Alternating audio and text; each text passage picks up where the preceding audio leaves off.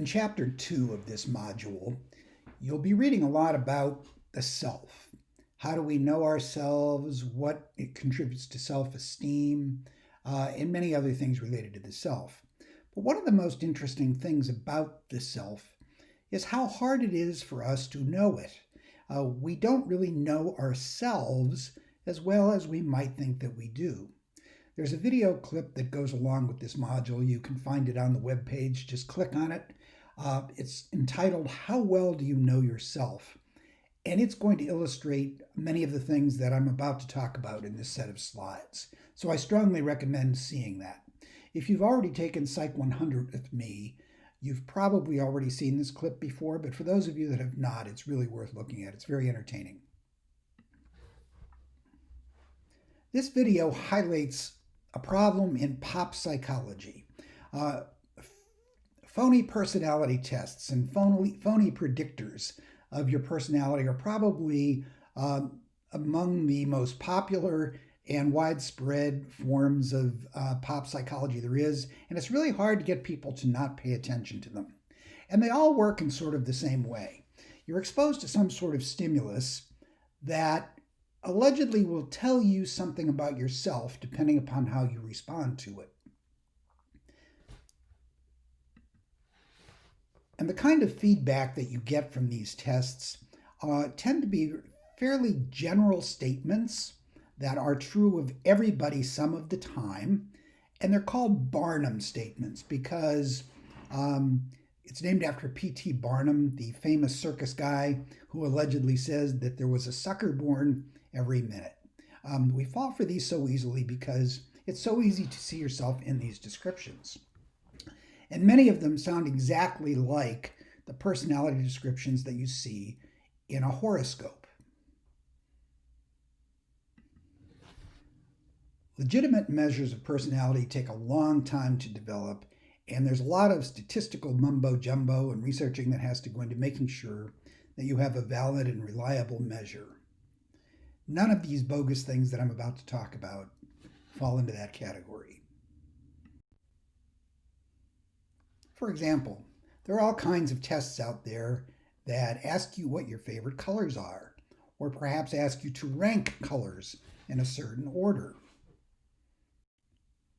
And the combination of these color preferences are supposed to give deep insight into your personality.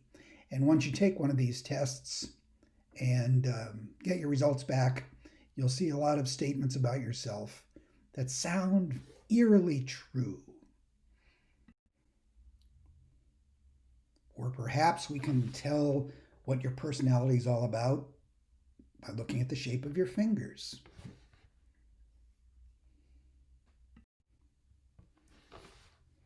Or maybe you're given a choice of animals and you select the one you like the most or the one you identify with the most. In this example, there's a dove, an owl, a peacock, and an eagle. I do like the acronym DOPE, which is what you are if you kind of fall for these tests. So the message is, be very skeptical when you run into these online personality tests or personality tests that you find in a magazine, or if you have a friend that's very excited about one that they just filled out because it sounds so true. The feedback they got was so good that they really feel like you need to take it. Almost all of the time, these are bogus measures that can be fun to play with, but they're not really telling you anything true about your own personality. And even some things that have sort of a veneer of respectability turn out to be pretty much bogus. Handwriting analysis is one of the most famous of these. Lots of people really believe that handwriting analysis, which actually has a scientific sounding name, it's called graphology, can tell us a lot about a person's personality. But again, this is nothing more than falling for the Barnum effect. In my introductory psych class, I used to do a demonstration with handwriting analysis where people gave me samples of their handwriting, and I would give them all identical feedback about their personality, which was just a collection of Barnum statements. And it almost always worked perfectly. People thought that the descriptions they got sounded fairly accurate, and they were very impressed until we started talking about the fact that everybody's feedback was the same and that I didn't even look at their handwriting samples. Some gimmicks like handwriting analysis sound very convincing because they actually break it down into exquisite detail about how exactly you score these things. So this is just one little example of how you would size up somebody's personality based just on the way they dot their I's. And you can see the different kinds of feedback people would get depending upon the kind of dot that they put over their I. So the assessment of personality is a very big part of what psychologists do. It's very interesting, but just be careful not to fall for too many of these pop psych things that are floating around.